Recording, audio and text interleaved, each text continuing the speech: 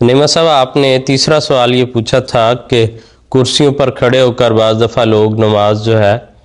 یعنی مراد یہ ہے کہ کرسیوں پر لوگ بیٹھے ہوتے ہیں لیکن جب نماز شروع ہوتی ہے تو وہ کھڑے رہتے ہیں، پھر جب رکوع یا سجدے کے وقت جا کے بیٹھ جاتے ہیں،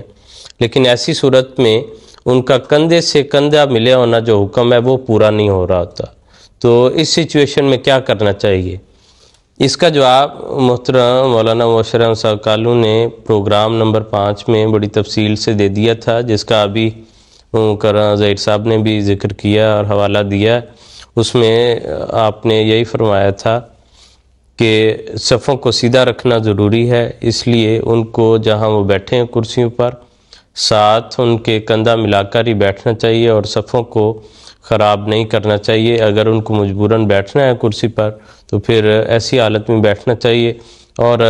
اس سے جہاں آپ باقی نماز کا حصہ کرسی پر بیٹھ کر پڑھ رہے ہیں تو اگر شروع آپ کھڑے ہو کر لیں گے تو اس سے کوئی ایسا فرق نہیں پڑنے والا، اس لیے ایسے تکلف کی کسی کی ضرورت نہیں ہے۔